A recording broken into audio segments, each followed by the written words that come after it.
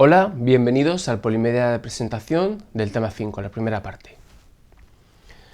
Los objetivos de este Polimedia son identificar cuáles son los principios básicos de la recuperación, saber qué es la disponibilidad y accesibilidad de la información y conocer el principio de la especificidad de la información.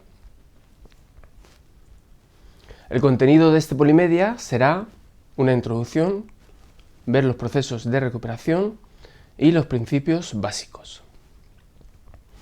A finales del siglo XIX, William James escribió que la recuperación es la prueba de la existencia de la memoria.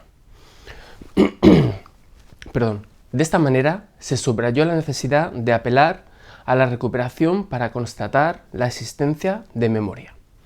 Por otro lado, los procesos de codificación y almacenamiento de la información son fundamentales para la evocación posterior, pero no son suficientes.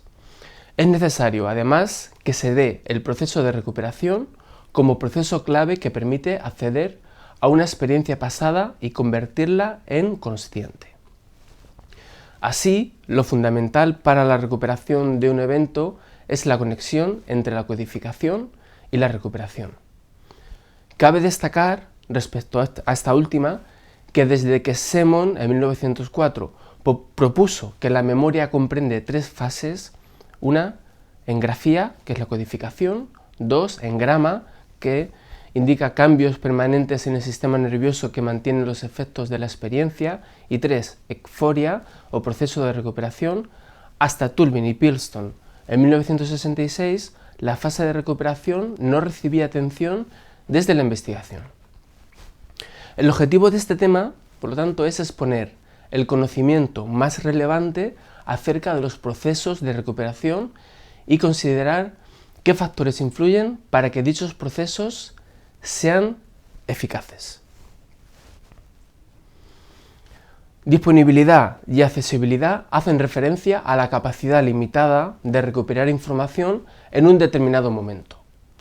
Tenemos gran capacidad para almacenar información, pero somos limitados en la recuperación. Ejemplo de ello son los exámenes. A veces no podemos recuperar todo lo que sabemos, aunque a veces sí podemos reconocer información que no podemos o nos cuesta recuperar. Esto normalmente es debido a déficit en la codificación, material que no fue codificado a suficiente profundidad o el almacenamiento de la información. El material se ha perdido por efectos de la interferencia. En la memoria la información está disponible, pero no siempre es accesible. La memoria contiene más información de la que podemos recuperar. En relación con esto último, diversos estudios han puesto de manifiesto la superioridad del reconocimiento sobre el recuerdo libre.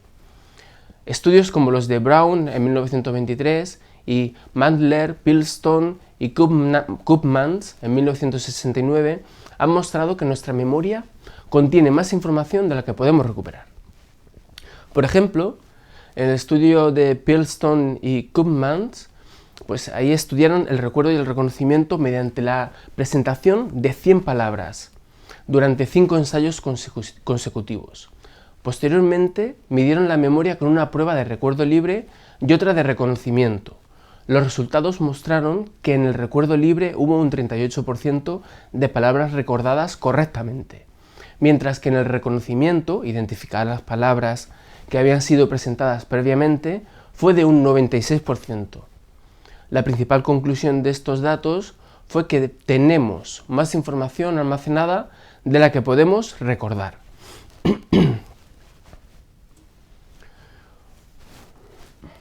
Otras líneas de estudio que pone de manifiesto que nuestra memoria contiene información a la que no podemos acceder es la del conocido fenómeno de la punta de la lengua.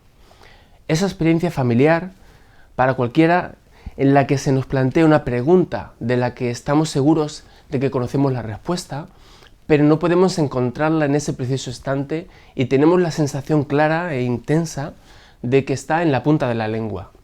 Diversos estudios han mostrado que los sujetos que presentaban este fenómeno sabían, por ejemplo, el número de sílabas de la palabra, las vocales, la letra inicial, etc. Y si se les facilitaba la primera letra, los o la primera sílaba también, los sujetos tendían a decir la palabra correcta. En los fallos de la recuperación, la información que se requiere o no está en la memoria o está en la memoria pero no puede recuperarse. Esto depende de la disponibilidad y la accesibilidad de dicha información. Tulvin y Pilstone en 1966 realizaron un estudio que mostraba cómo a veces la información está disponible pero no accesible, en el que utilizaban una lista de palabras categorizadas, ¿vale?, pertenecientes a categorías como animales, profesiones, etc. A uno de los grupos se les presentaban las palabras, pero indicándoles las categorías a las que pertenecían, es decir, listas con claves. Por el contrario, al otro grupo no se facilitaba la clave previa a la lista de palabras. Los resultados mostraron que con una prueba de recuerdo con claves, los sujetos recordaron una media de 35,9 palabras, mientras que sin claves el recuerdo fue de 19,3 palabras. Posteriormente, al grupo sin claves se le facilitaron estas en un nuevo proceso de recuperación. Dime los animales de la lista o las profesiones, siendo así capaces de recordar una media de 31,6 palabras, ¿vale?, mejorando mucho con esta ayuda procedente de las claves. Así la información en la condición de recuerdo libre, sin claves, no se había olvidado. Estaba disponible, almacenada, pero no estuvo accesible, recuperable, en el momento del recuerdo libre. Estos resultados están en la base del concepto de ecforia sinergística, ¿vale? El resultado de un acto de memoria depende de manera crucial no solo de la información contenida en la huella, ¿vale?, derivada del pasado, sino también de la información proporcionada por el ambiente de recuperación o claves de recuperación en el presente. En cuanto a los principios básicos en el proceso de recuperación, la especificidad de la codificación indica que solo las claves que son codificadas como parte del episodio de presentación durante el aprendizaje son eficaces en la recuperación.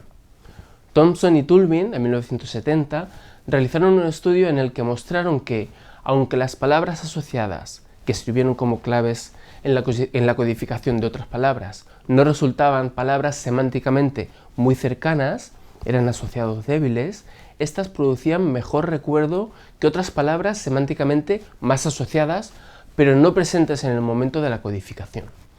Por ejemplo, la palabra tren, usada como clave durante la codificación de la palabra negro, obtuvo mejores resultados para el recuerdo de esta palabra, la palabra negro, que la palabra blanco, más cercana semánticamente, pero no usada en la fase de codificación.